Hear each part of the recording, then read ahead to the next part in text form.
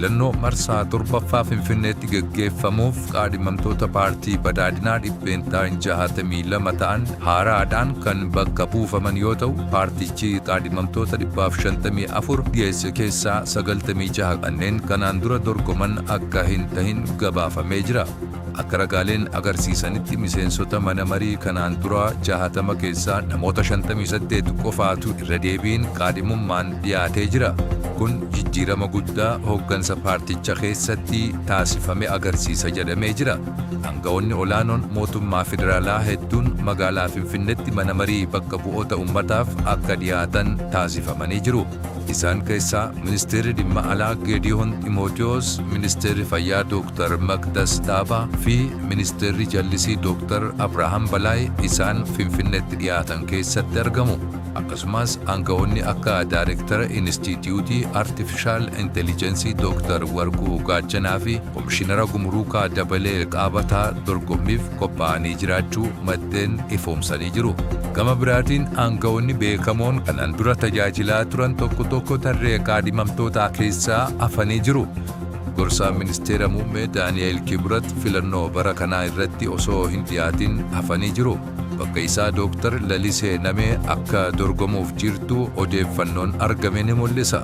Akkasumas kantiibaa itti aanaa Jaantiraar Abbaay Finfinnee dhiisanii naannoo Amaaraatti dorgomuuf murteessanii jiru.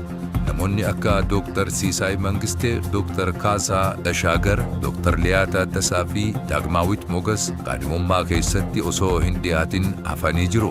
Paartiileen mormituu akka EZMA fi EPRP naannolee filannoo tokko keessatti dorgommii cimaa gochuuf qophaa'uun isaanii gabaafamee jira.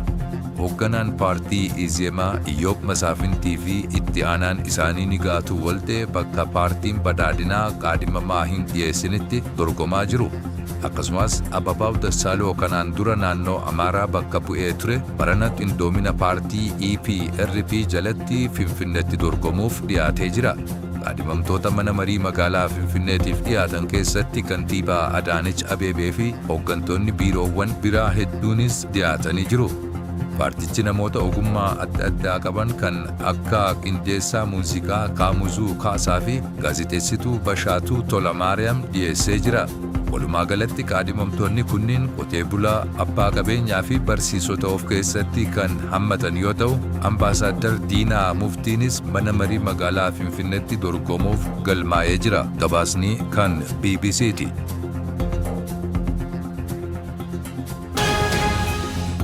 Murtoon kora waliigalaa dhaabbata biyyoota gamtoomanii daldala garbaa Tiraansatlaantik yakka hunda caalaa hamaa dhala namaarratti raawwate jechuun beekamtii kennuu isaa seenaa keessatti tarkaanfii guddaa fi murteessaadha jedhamee jira. Tarkaanfiin kun godaannisa daldala garbaa kanaan ardii Afrikaa fi dhaloota isii irratti gahe walqixxummaa sanyii dhabuu fi hiyyummaa hammaateef furmaata itti fufinsa qabu barbaaduuf kaarra kan banu ta'uu ibsamee jira. Dhimmichi yaadannoo qofarratti kan hafu osoo hin taane haqa seenaa mirkaneessuuf miidhaa yeruma ammaatu sanyiin qooduun dhaloota irra gahaa jiru hambisuuf akka ka'umsaatti tajaajila jedhamee jira. Biyyi Gaanaa dhimmi kun beekamtii akka argatuuf qooda olaanaa kan fudhatte yoo ta'u, biyyoonni miseensa dhaabbatichaa ta'an daldala garbaa kanaan miidhaa dhaqqabsiisan dhiifama akka gaafatanii fi beenyaa akka kafalan Gaanaan gorsa laattee jirti.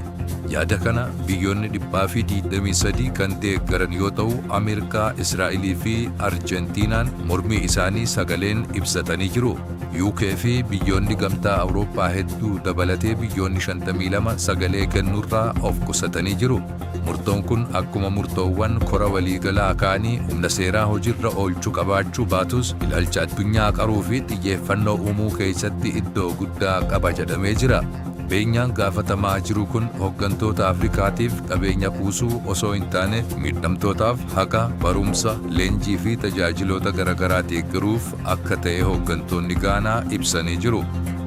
Gama biraatiin UK'n miidhaa waggoota dheeraaf raawwatteef beekamtii kennitus mootummaan ammaa gocha kanaan dura raawwatameef itti gaafatamummaa fudhatee beenyaa kafaluu akka hin dandeenye amanna jedhanii jiru.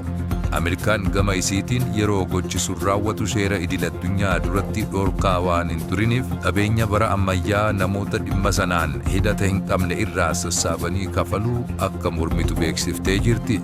Seenaa daldala garbaa bara 1500 hanga 1800 jiru keessatti namoonni miliyoona 12 hanga 15 ta'an Afrikaarraa fudhatamuun ardiilee Ameerikaa keessatti gabrummaan akka hojjetan taasifamanii jiru.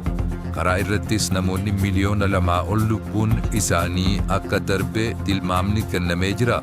Gochi kun guddina ardii Afrikaa duubatti harkisuun miliyoonota hiyyummaatti hambisee jira. Bu'aan daldala garbaa kun ammallee walqixxummaan sanyii akka hin jiraanneef sanyummaan qooduun dhaloota Afrikaa addunyaa guuturra jiran akka miidhaman godhaa jiraachuun gabaasichaan addeeffamee jira.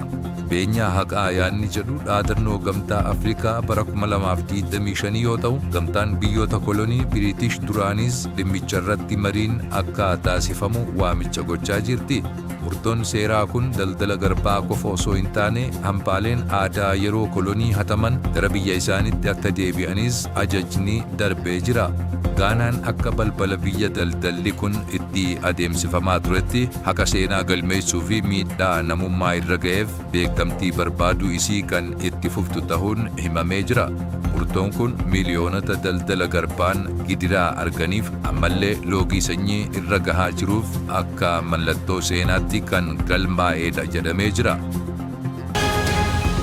Pireezidaantiin Ameerikaa Doonaald Tiraamp waraana baha giddugaleessaa mudate dhaabuuf wixinee nagaa abbaa qabxii 15 kan dhiyeessan yoo ta'u, karoorri kun keessattuu sagantaa niwukilaraa fi misaa'ila Iraan irratti kan xiyyeeffateedha. Wixineen kun Iraan meeshaa niwukilaraa ijaaruu akka dhaabdu, buufataalee isii mancaaftee yuuraaniyeemii gabbiftee ejensii anniisaa atoomikii idil-addunyaatti akka dabarsitee kennitu gaafata. Dabalataan Iraan deeggarsa dareewwan akka Hizbollaa, Hamaasii fi Huutiif gootu akka dhaabduu fi ulaa Hormuuz daldala addunyaatiif banaa akka gootu kan gaafatu yoo ta'u, kanaan walqabatee uggurri irra jiru hundi akka ka'u waadaa kan galuudha. Gama biraatiin miidiyaa mootummaa Iraan Pirees TV'n akka gabaasetti Teheraan wixinee Tiraamp kana kuffisuun haaldureewwan 5 kan biraa dhiheeffatanii jiraachuu gabaasee jira. Iraan irraa weeraraa fi ajjeechaan diinaa guutumaan guututti akka dhaabbatu, lolli irra deebiin akka isii hin qunnamne wabiin akka kennamuu fi beenyaan miidhaa waraana kanaan isii mudate akka kafalamuuf gaafattee jirti. Akkasumas hulaan galaanaa Hormuuz birmadummaa Iraan qofa jala akka ta'uu fi Israa'el haleellaa michuuwwan Iraan irratti raawwattu akka dhaabdu haalduree keessatti hammatamee jiraachuu Pirees TV'n gabaasee jira. Afyaa'iin paarlaamaa Iraan Mohammad Baagir oduu mariin Ameerikaa waliin jalqabame jedhu soba guddaa gabaa boba'aa waliin dha'uuf deemu jechuun waakkatee jira. Wixineen nagaa kun gama lameeniinuu shakkii guddaan kan ilaalame yoo ta'u, aangawoonni Israa'el waraana kana galma isaa malee dhaabuuf fedhii akka hin qabne keessattuu ministeerri diinagdee Israa'el Niir Barakat Iraan wixinee kanatti waliigalti jedhanii akka hin amanne dubbatanii jiru.